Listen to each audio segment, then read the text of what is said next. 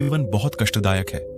जीवन में बहुत सारी समस्याओं से जूझ रहे हो तो आज की कहानी में हम एक ऐसे व्यक्ति को देखेंगे जो अपने जीवन में बहुत सारी समस्याओं से जूझ रहा था। यह केवल उसके सोचने के तरीके की वजह से था। उसे लगता था कि मानव जीवन बहुत कष्टदायक है।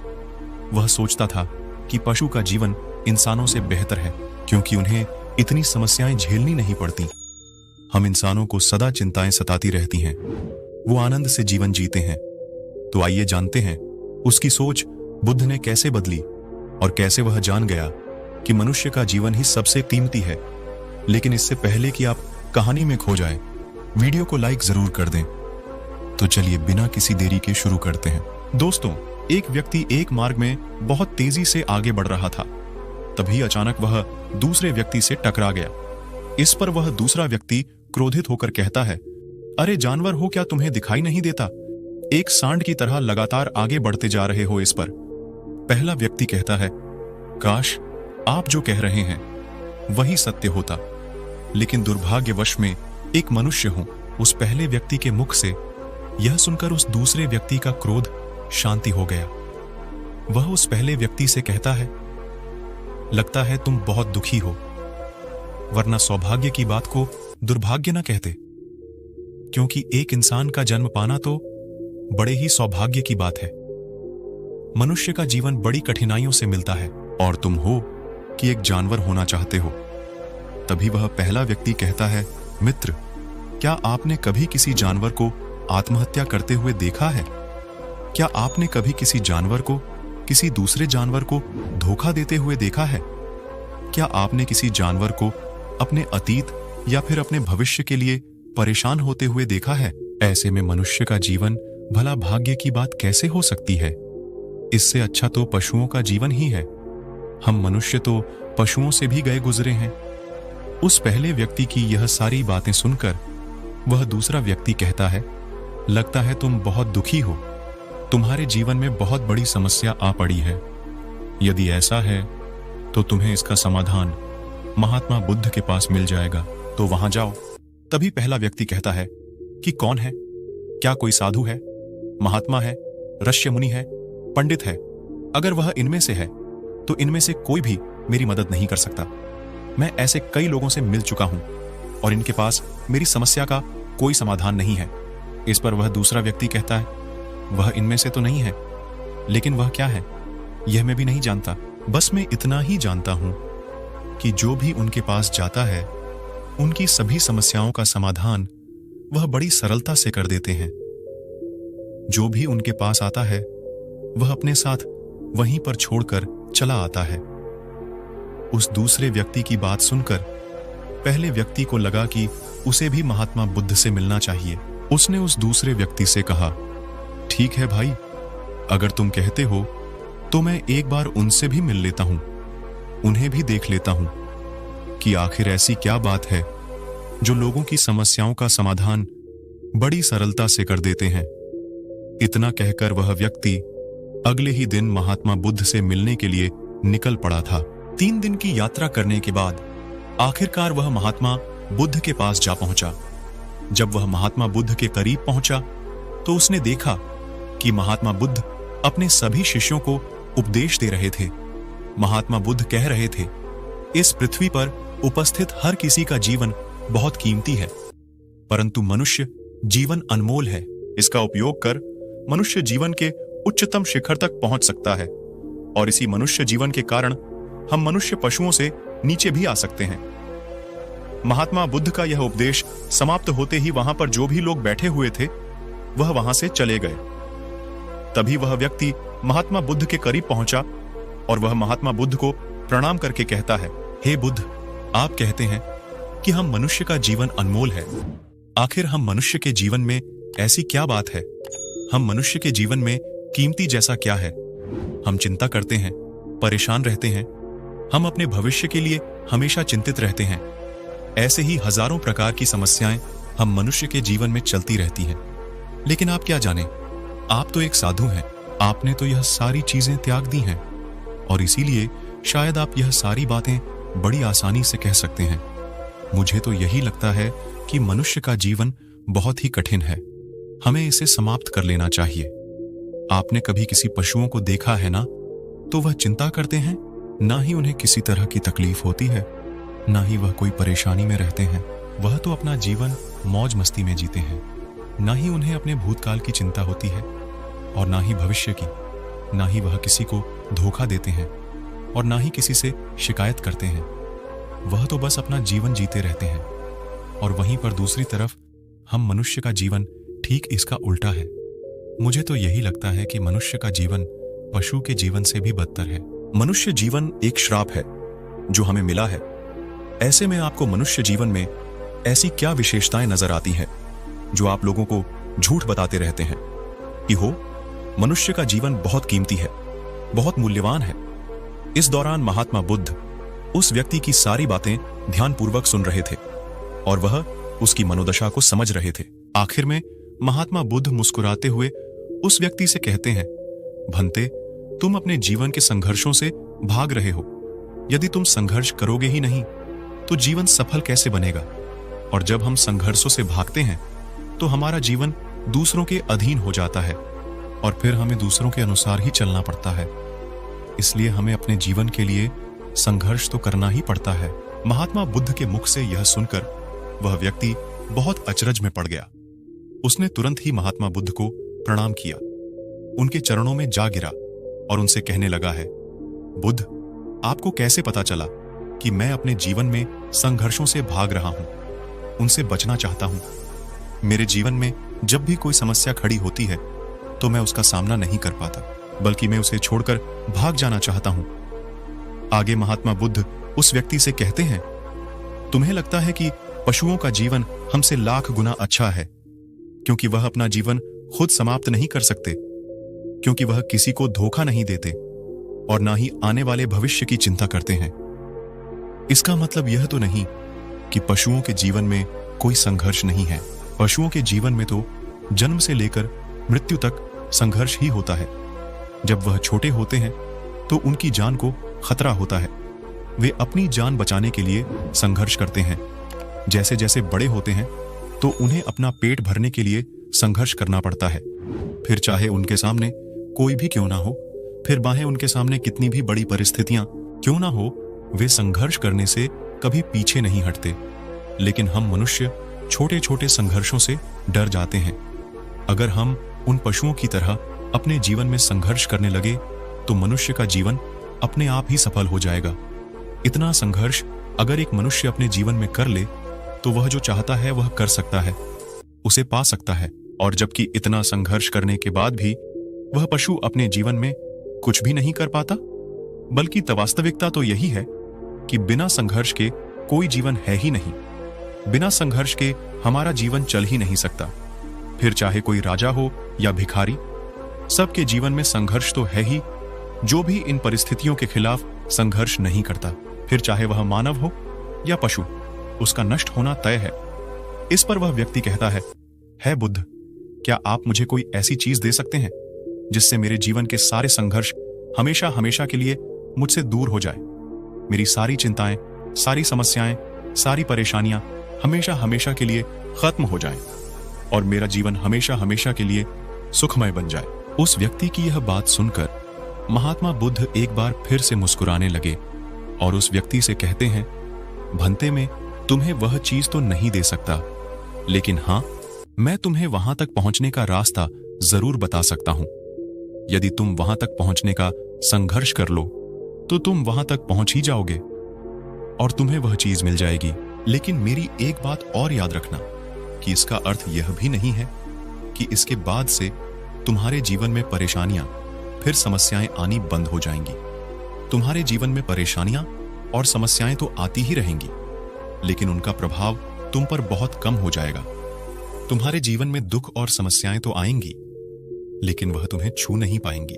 और ऐसी अवस्था में चाहे तुम्हें कोई कितना भी दुख देने का प्रयास क्यों ना करे, तुम्हें चाहे कोई कितना भी धोखा देने का प्रयास क्यों ना करे, तुम्हें कभी भी धोखा नहीं मिलेगा। सब कुछ तुम्हारे पास ही होगा, लेकिन फिर भी वह तुमसे दूर रहेगा। महात्मा बुद्ध की यह बात सुनकर व्यक्ति महात्मा बुद्ध के सामने दोनों हाथ जोड़कर महात्मा बुद्ध से कहता है, हे बुद्ध, बताइए वह चीज क्या है और मुझे कहां मिलेंगे। मैं उस चीज को पाने के लिए कुछ भी कर सकता हूं। मैं अपना पूरा प्रयास लगा दूंगा, लेकिन उस चीज को हासिल करके ही दम लूंगा। इस पर महात्मा बुद्ध ने उस व्यक्ति से कहा, सोच लो भंते, एक बार यदि तुमने रास्ता शुरू कर दिया तो तुम्हें उस रास्ते पर बढ़ते ही रहना होगा जब तक कि तुम अपनी मंजिल को पा नहीं ही लेते। और यह रास्ता अत्यंत संघर्षों से भरा होगा। क्या तुम अपनी मंजिल तक पहुंच पाओगे? इस पर व्यक्ति कहता है, आप मुझे यह मार्ग बताइए, मैं उस पर चलूंगा। मैं अपनी अंतिम सांस तक संघर्ष करूंगा, लेकिन उस चीज को हासिल करके ही दम लूंगा। इस पर महात्मा बुद्ध कहते हैं, सुनो, उस चीज का नाम है शांति, जो तुम्हारे मन के भीतर गहराइयों में है। जैसे यह समुद्र की लहरें ऊपर से तो बड़ी तीव्र नजर आती हैं और उछाल मारती हैं, जिन्हें देखकर हमारा मन घबरा जाता है, परंतु ठीक इसी के विपरीत उसकी गहराई में वह बहुत ही शांत होता है। और ठीक इसी प्रकार हमारे मन की गहराइयों में भी वह शांति छिपी हुई है।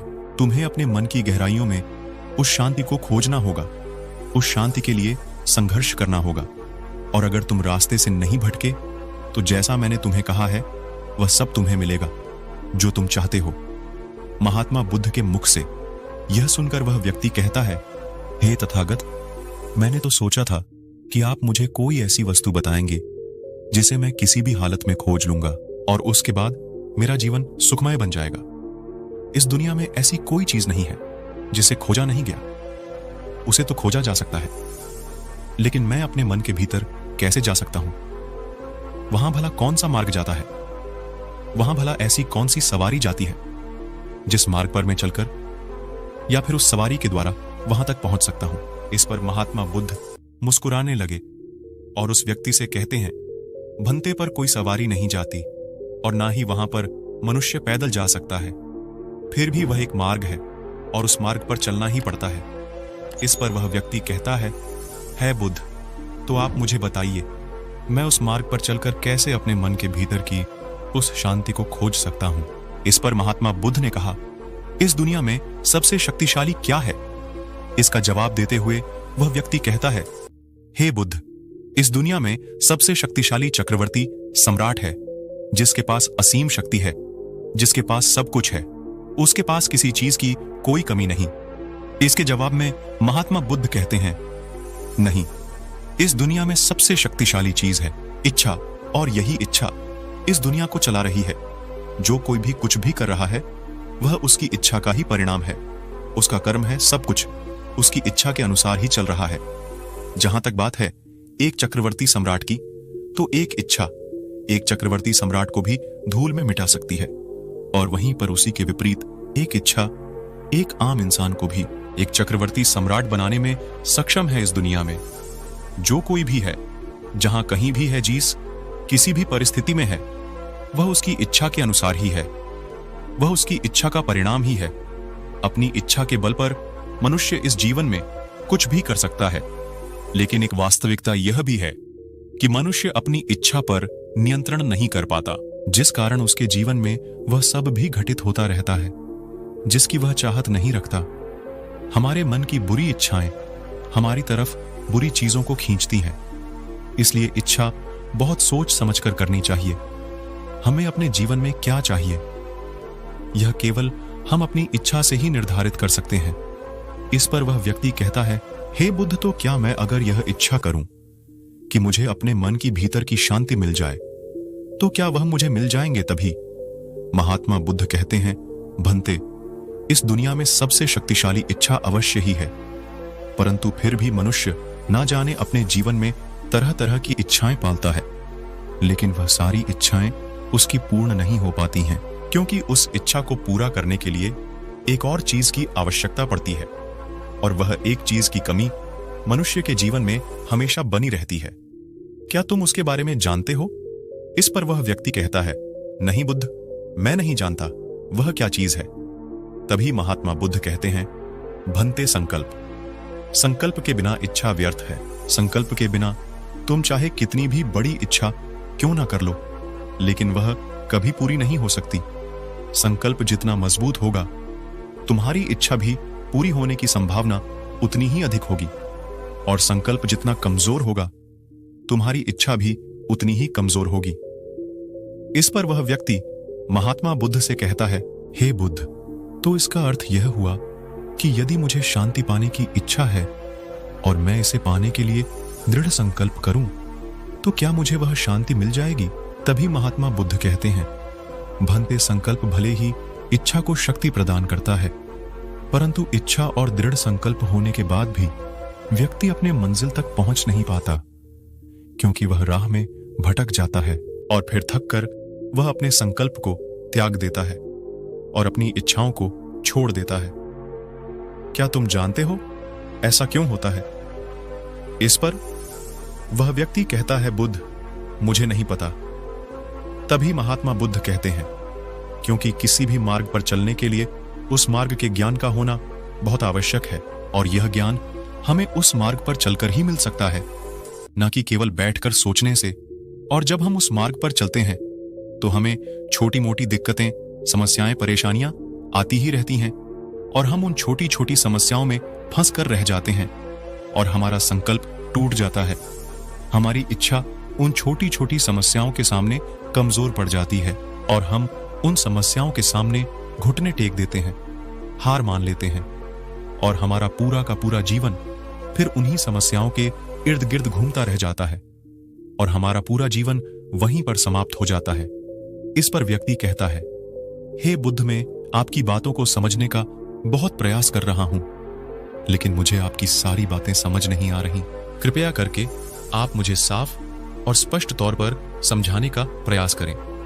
महात्मा बुद्ध ने उस व्यक्ति से कहा, भंते, मान लो कि तुम्हें किसी गांव में जाना है और वहां पर किसी व्यक्ति से मिलना है, और तुमने यह दृढ़ संकल्प किया है कि तुम उस व्यक्ति से मिलकर ही रहोगे। तुमने अपना सफर तो शुरू किया, लेकिन काफी वर्षों के प्रयास के बाद भी ना तो वह गांव खोज पाए और ना ही उस व्यक्ति से मिल पाए। तो ऐसे में क्या हुआ? इसके जवाब में वह व्यक्ति कहता है, हे बुद्ध, भला ऐसा कैसे हो सकता है? यदि मैं जीवित हूं और वह व्यक्ति भी जीवित है जिससे मैं मिलना चाहता हूं, और मुझे यह गांव पता है, तो मैं उससे अवश्य ही मिल लूंगा। तभी महात्मा बुद्ध कहते हैं, भंते, तुम्हें उस गांव का नाम पता है और तुम्हें जिसे मिलना है उसका नाम भी तुम्हें पता है, पर तुम्हें यह नहीं पता कि गांव किस दिशा में है। तो ऐसे में तुम कौन सा मार्ग पकड़ोगे और किस मार्ग पर आगे बढ़ोगे? यदि मान लो कि तुमने किसी विपरीत मार्ग को पकड़ लिया, तो क्या वह तुम्हें उस गांव तक ले जाएगा? क्या वह तुम्हें उस व्यक्ति तक मिला पाएगा? इस पर वह व्यक्ति कहता है, इस अवस्था में तो यह कार्य बिल्कुल भी असंभव होगा। इस पर महात्मा बुद्ध मुस्कुराते हुए उस युवक से कहते हैं, भंते, मैं कब से यही तुम्हें समझाने का प्रयास कर रहा हूं। हमारी इच्छा संकल्प होने के बाद भी हमें सही मार्ग का ज्ञान होना आवश्यक है। शांति को खोजने का जो मार्ग है वह ध्यान, और ध्यान भीतर होता है, बाहर नहीं। जब तुम अपने भीतर की शांति को खोजने के लिए ध्यान के मार्ग पर आगे बढ़ो कि अपनी इच्छा की पूर्ति के लिए तुम उस मार्ग पर आगे की ओर बढ़ते चलोगे, तो हो सकता है कि तुम्हारी राह में छोटी छोटी मुसीबतें, दिक्कत या तकलीफ आए, लेकिन तुम्हें उन समस्याओं का सामना करना ही पड़ेगा। तुम्हें उनसे लड़ना होगा, उनसे संघर्ष करना ही होगा, क्योंकि वह मार्ग तुम्हारे लिए बिल्कुल नया है। और पहली बार जब हम किसी मार्ग पर आगे बढ़ते हैं तो हमें यह नहीं पता होता कि अगला पड़ाव क्या होगा और आगे कौन सी कठिनाइयां आने वाली है। हमें तो वहां पर जाने के बाद ही पता चल पाएगा। वहीं पर दूसरी तरफ जो मनुष्य इन छोटी छोटी दिक्कतों में नहीं फंसता, वह अपने संकल्प पर दृढ़ बना रहता है। अपने जीवन में वह सब कुछ पा लेता है जो वह चाहता है, और अपनी मंजिल पर पहुंचकर उसे असीम शांति भी मिलती है। और जब मनुष्य अपने लक्ष्य को प्राप्त कर ही लेता है, तब उसे और कुछ पाने की इच्छा नहीं रह जाती। इसी प्रकार यदि तुम भी केवल मार्ग पर आगे बढ़ते रहो, तो तुम भी अपने मन के अंतर तक पहुंच जाओगे, और वहां पहुंचने के बाद तुम्हें किसी चीज की कोई आवश्यकता नहीं पड़ेगी। ना ही तुम्हें कोई धोखा दे पाएगा, ना ही तुम्हें कोई लूट पाएगा, और ना ही तुम्हें कोई दुख पहुंचा पाएगा। उस अवस्था में पहुंचने के बाद नहीं कोई मोह, नहीं कोई चिंता, और ना ही कोई समस्या रहे, तुम उस परिस्थिति से बड़ी सरलता से निकल पाओगे। और जब तुम अपने मन की उस शांति को प्राप्त कर लोगे तो तुम एक पशु तो नहीं रहोगे और ना ही एक मन रहोगे, बल्कि तुम मनुष्य से भी और ऊंचा दर्जा प्राप्त कर लोगे। और फिर तुम्हें कोई भी दुख कभी छू नहीं पाएगा। फिर तुम्हें किसी चीज की कोई परेशानी नहीं रह जाएगी, नहीं तो भविष्य की चिंता होगी और ना ही अपने बीते हुए भूतकाल की। तुम तो बस अपनी शांति में मग्न रहोगे और तुम्हें किसी प्रकार का दुख कभी छू तक नहीं पाएगा। महात्मा बुद्ध की यह बात सुनकर वह व्यक्ति महात्मा बुद्ध के चरणों में गिर पड़ा और महात्मा बुद्ध से कहता है, हे बुद्ध, आपकी सारी बातें सत्य है, मैं आपकी सारी बातें समझ चुका हूं, लेकिन फिर भी मेरे मन में एक दुविधा है। मेरे पास क्या ऐसी कोई चीज नहीं रख सकता जिससे मेरी सारी दुख, सारी तकलीफें, सारी कठिनाइयां हमेशा हमेशा के लिए दूर हो जाएं। इस पर महात्मा बुद्ध मुस्कुराते हुए कहते हैं, भंते, यदि तुम बाहरी दुनिया से कुछ अपने पास रखना चाहते हो तो तुम उस शांति को पाने का प्रयास छोड़ ही दो, क्योंकि तुम कुछ ऐसा पाना चाहते हो जिससे तुम्हारी समस्याएं कभी समाप्त नहीं होंगी, बल्कि और बढ़ती चली जाएंगी, क्योंकि तुम्हारी समस्याओं का समाप्त होना संभव ही नहीं हो पाएगा। और जानते हो ऐसा क्यों है? इस पर वह व्यक्ति कहता है, हे बुद्धा, पर ऐसा क्यों? इसका जवाब देते हुए महात्मा बुद्ध कहते हैं, भंते, क्योंकि बाहर तो पहले से ही शांति है, चारों ओर केवल शांति ही शांति है। हमें तो बाहर की शांति नजर आती है, लेकिन हमारे भीतर की शांति हमें नजर नहीं आती। और जो शांति हम बाहर की ओर देख रहे हैं वह बाहर नहीं बल्कि हमारे भीतर ही है। इसलिए जब तक तुम अपने अंतर को ठीक नहीं कर पाओगे तब तक तुम बाहर कुछ भी नहीं कर सकते। जब तक तुम्हारे भीतर सब कुछ ठीक नहीं होगा तब तक बाहर कुछ अंतर को ठीक नहीं कर पाओगे, तब तक तुम बाहर कुछ भी नहीं कर सकते। जब तक तुम्हारे भीतर सब कुछ ठीक नहीं होगा तब तक बाहर कुछ भी ठीक नहीं हो पाएगा। इतना कहकर महात्मा बुद्ध शांत हो गए और वह व्यक्ति महात्मा बुद्ध की बातों पर विचार करने लगा। उसके पास महात्मा बुद्ध के बताए गए रास्ते के अलावा और कोई मार्ग भी नहीं था। उसने दृढ़ संकल्प लिया, वह अपने भीतर की उस शांति तक पहुंचकर ही रहेगा। उसने ध्यान के मार्ग को अपनाया और आगे की ओर बढ़ने लगा। अब वह व्यक्ति अपनी मंजिल तक पहुंचता है या नहीं, यह तो उसकी संकल्प, उसकी इच्छा शक्ति और उसके मार्ग में लगातार आगे बढ़ने पर निर्भर करता है। उसे यह भी समझ आ गया कि मनुष्य का जीवन पशुओं से बुरा नहीं है, बल्कि उससे जैसा जीवन मिला है वही सही है और उससे वह और बेहतर कर सकता है।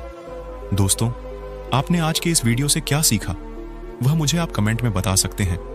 इसी के साथ में उम्मीद है कि आपको आज की वीडियो पसंद आई होगी, तो इस वीडियो को उस इंसान को शेयर करें और उस